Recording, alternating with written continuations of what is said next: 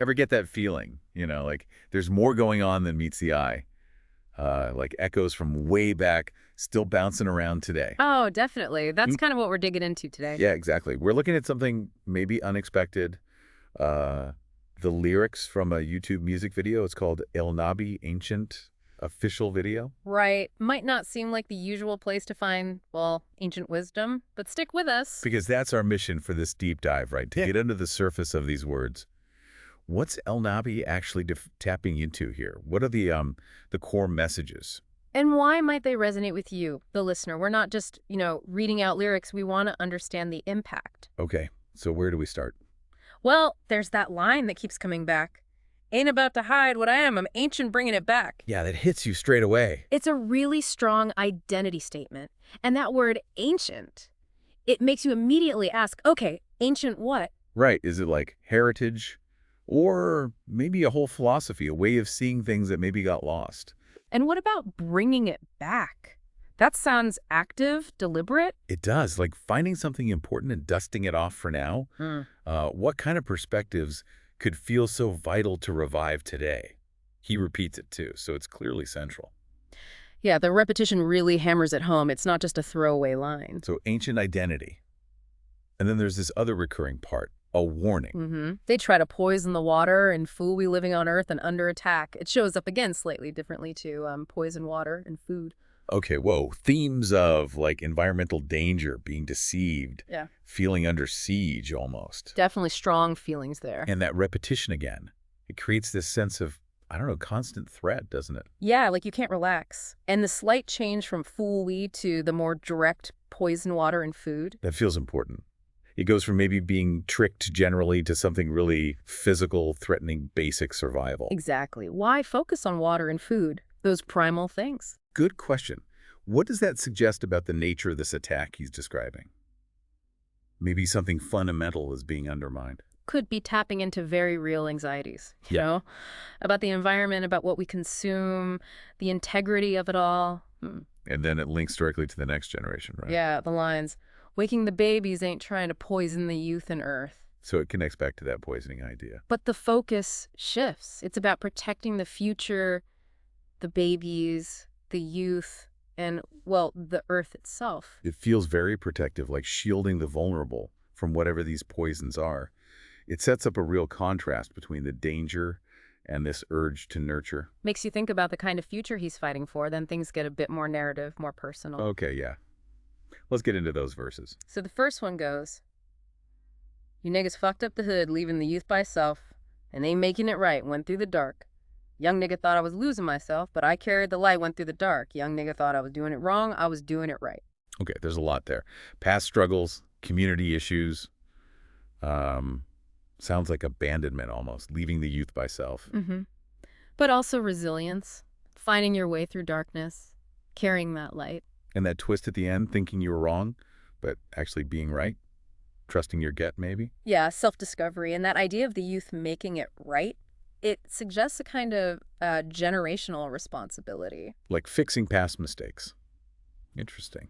What's next? The next verse feels dense. Didn't want to say all this shit that I got in my head, strategic, keeping it low. Be like, water, young nigga, I got a form in this bitch. I'm just watching it flow. I'm being in the garden. You niggas planted the seed in the dirt, but they watching it grow. They try to kill all them niggas who bring in the tooth to the people I already know. Wow, okay.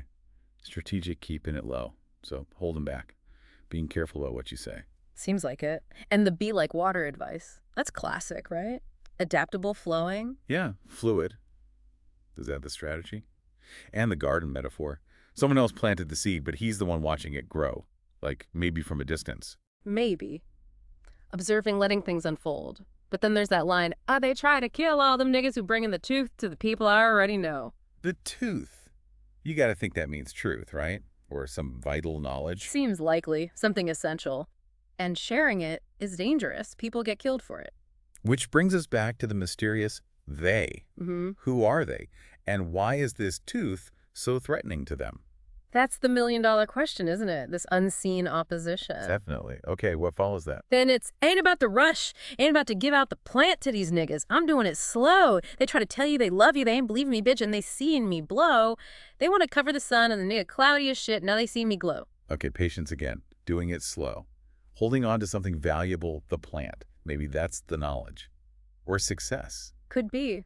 Could even be that ancient stuff. And he contrasts this slow cultivation with fake love from people who only showed up after he started succeeding, seeing me blow. Right, the classic bandwagon effect. And that imagery, trying to cover the sun. Yeah, trying to block his shine, basically. But it doesn't work. He still glows. It's a powerful image of overcoming suppression. Absolutely. Real resilience showing through that doubt and negativity. Then it gets really personal for a moment. Just a brief line. I ain't about to say what I did. Them niggas play with my heart. I got 3 in a row, bitch. A flash of personal pain, betrayal. Maybe reinforces why he's keeping things low, being strategic. Could be. It adds another layer to that guardedness. And then we get this final, really packed narrative verse. Okay, let's break it down. Gave me the mission, really a warrior, nigga. They know it, I'm getting it done. Pray to the earth, feeling the energy run through my body. I feel like the sun niggas be playing.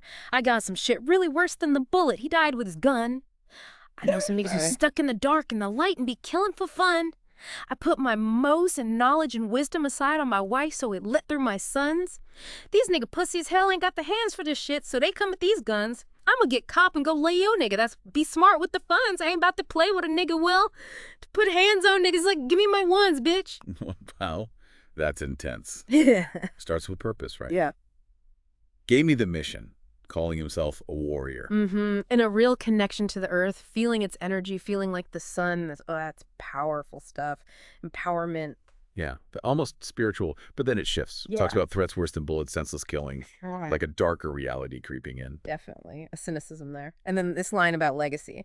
I put my modes and knowledge and wisdom aside on my wife, so it lit through my sons. Passing things down. What do you think Mos means there? Like his core code, his most important principles. Possibly. Or maybe just most. Like most of his knowledge and wisdom.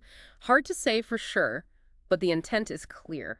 Ensuring it reaches the next generation through his family. Right. And the verse ends with this raw confrontation involving violence, self-defense, standing your ground. It's a real mix, isn't it? High purpose, spirituality, but also the grim need to navigate conflict and danger. How do those pieces fit together for you?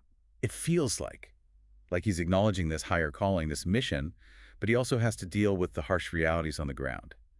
And through it all, protecting and providing for his kids is key. Well put. So if we try to pull back and synthesize, what are the big recurring threads we've seen? Well, definitely this idea of being ancient, reclaiming some kind of old wisdom or identity. That's number one. Right. Then the constant struggle against these unnamed forces, the poison, the attacks, the ones trying to cover the sun. Yeah, that opposition. And resilience, too. Always bouncing back, carrying the light, finding the right path. A deep distrust of fakeness, of people who weren't there for the struggle. Absolutely. And a commitment to truth, that tooth, even though it's dangerous. Plus, that strong focus on the future, the youth, the sons. Yeah, all those definitely stand out. And it's interesting how some key things stay ambiguous, like what ancient specifically refers to or who exactly they are. It is, but maybe that ambiguity is part of the point. It lets you, the listener, connect it to your own world. True. Makes it more universal somehow.